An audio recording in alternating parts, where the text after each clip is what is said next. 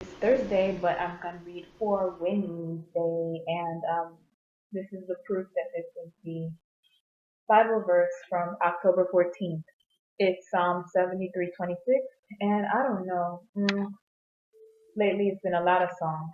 I might start using another app because to decipher it up, or what's the word, to switch it up, because all of these seems to come from Psalms, but maybe that's a good thing. Maybe we're getting good information from Psalms. As I always say, Psalms is a book of poems. That's what Psalms means, poems. They're mainly written by King David. David, as you know, had a lot of struggles before he became king. And he just usually would write poems, right? He was a musician. He knew how to play instruments. He would write poems and all that kind of thing. He loves to dance, that kind of thing. And through all his stripes and his struggles and trying to get to the position which God appointed him to be king, he just went through a lot of things, and he just wrote songs, basically either praising God or just asking God for help through all this struggle. Because he had people out trying to kill us and take his life because they didn't want him to be king. So I'm gonna read 73:26, and the whole thing, then get to the specific verse. Oh, and I see that it is highlighted, which of course, if you've seen any of my other videos, you know, highlighted parts means that I've gone through this sometime in the past and I thought this was an important part. So, whatever is in here is pretty much near to me or something important to me. So, let me just go ahead and read it. Let me remind myself of the exact verse, 73:26. And after all that chatter, let me get to the correct thing. Okay, scroll down, scroll down, scroll down.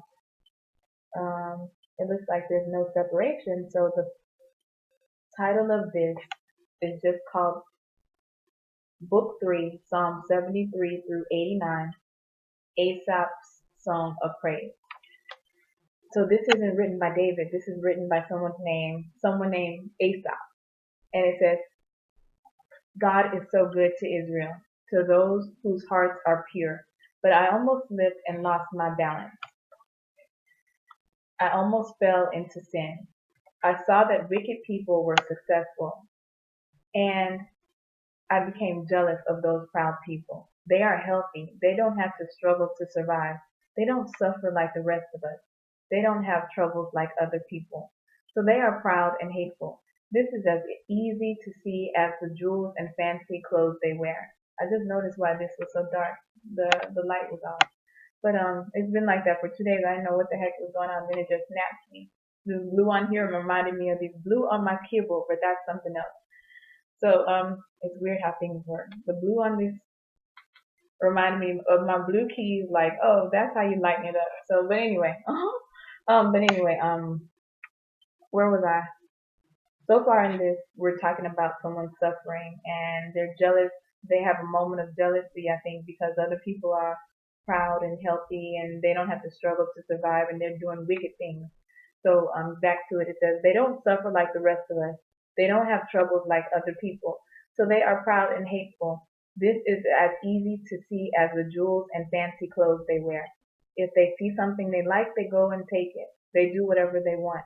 They make fun of others and say cruel things about them. In their pride, they make plans to hurt people. They think they are God.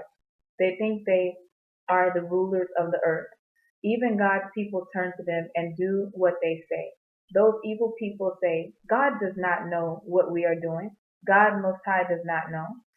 Those proud people are wicked, but they are rich and getting richer. Clearly, then I gain nothing by keeping my thoughts pure. What good is it to keep myself from sin? God, I suffer all day long, and you punish me every morning. I wanted to tell others these things, but that would have made me a traitor to your people. I tried hard to understand all this, but it was too hard for me. But then, God, I went to your temple, and I understood what will happen to the wicked. Clearly, you have put them in danger. You make it easy for them to fall and be destroyed.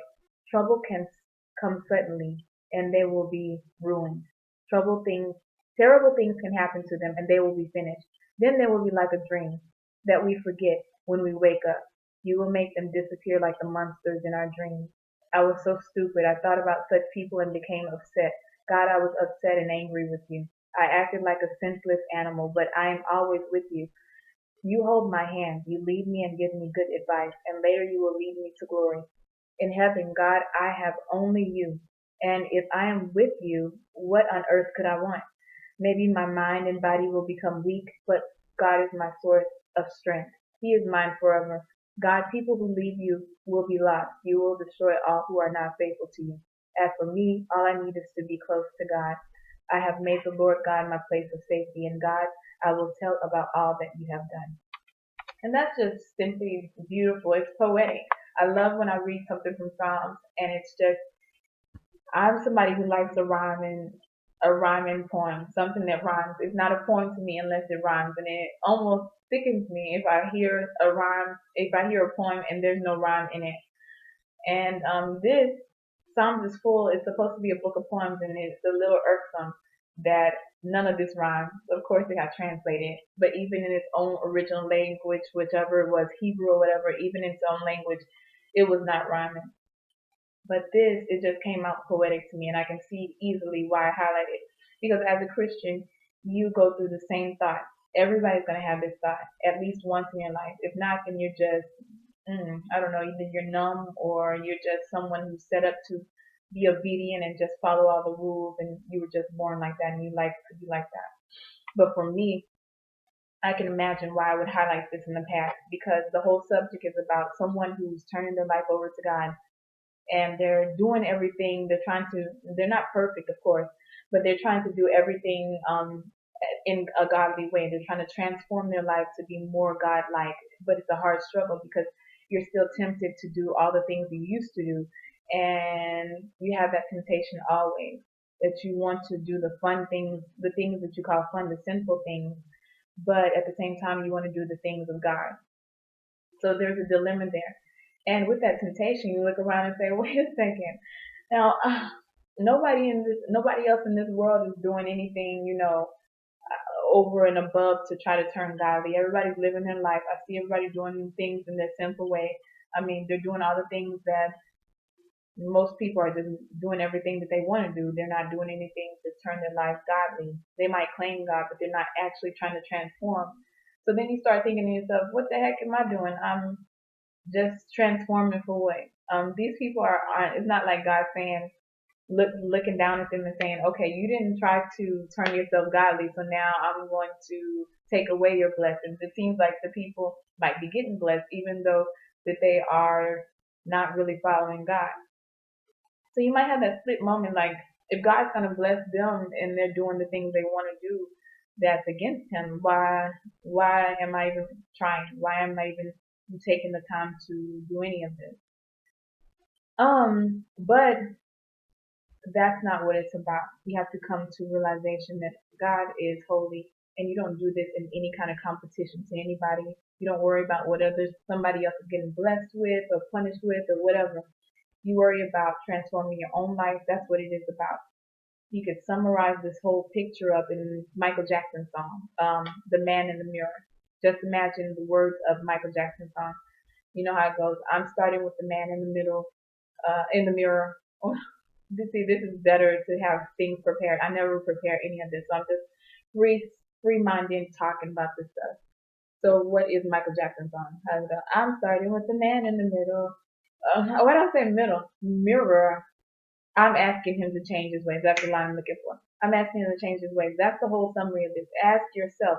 Be concerned about your own status, your own improvement. Don't compare yourself whether there's somebody else is getting more blessings than you because even if they're not doing anything in God's way or anything like that, don't worry about that. Just be concerned about you and the improvement of you. Because ultimately, and this part it goes on to say that he was concerned about he's sitting there, the person who wrote this, let me slow down, I'm a fast talker sometimes. The person who wrote this, he's concerned. He's in the same boat as any Christian who's turning their life around. He's trying to improve his life, do good things. He knows what God desires from him, and he wants to do those things. He's even started doing those things, but all of a sudden he looks around and says, wait a second. I am tempted to this, and this, and this, and this, but I know that's against God, but then again, all these people are doing things against God and they're still getting blessed. So that's what he's looking around. Then he starts to think, wait a second, let me stop thinking like that because, and he says in his own self, I was so stupid, I thought about such people and became upset.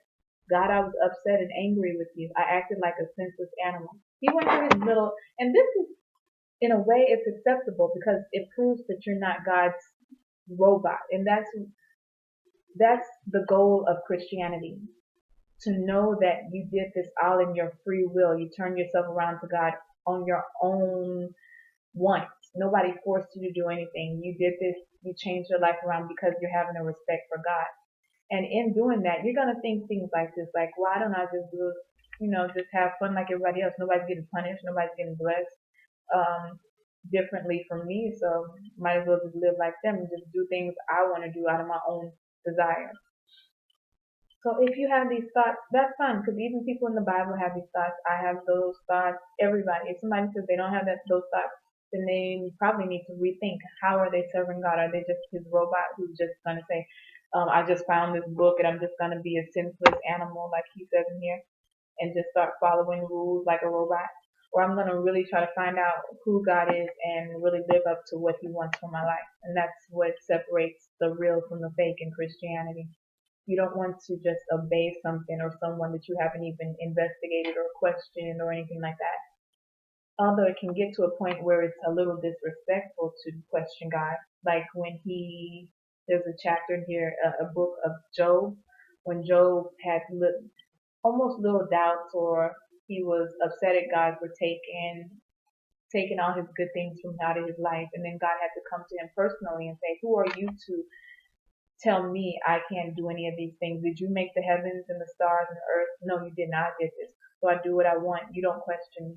That kind of thing. But God still can understand why we would question. But let me speed this one up.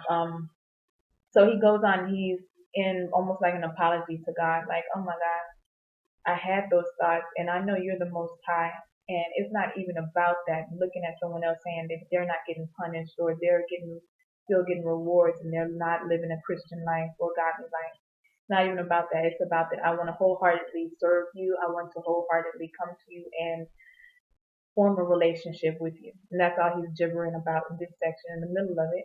And by the end of it, he's just giving God praise. So this whole poem is so poetic and it flows nicely, even though it doesn't rhyme. This is one of the poems I appreciate because it's just flowing and you can feel the poetry moving in your spirit.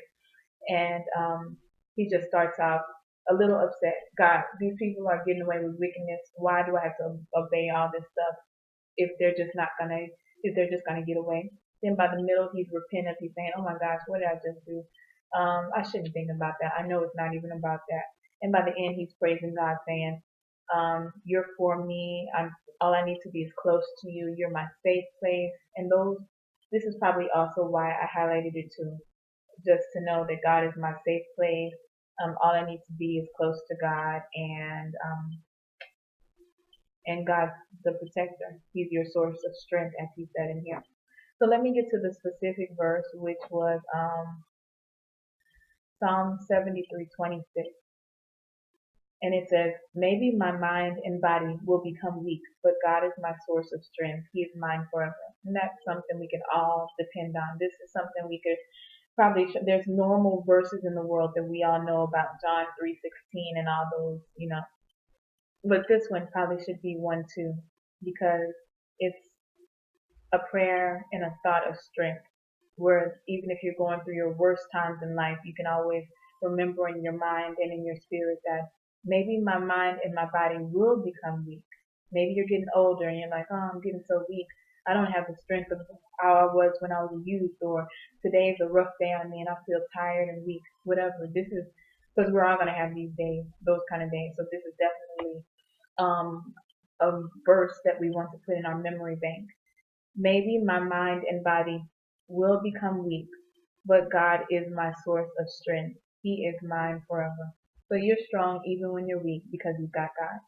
And with that one, I'm going to summarize this up and go to today's actual message. I'm trying to stick with it. This has been a rough 2 months.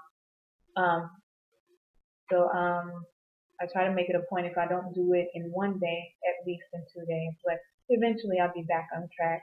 Life can get in an uproar sometimes. Life's like that.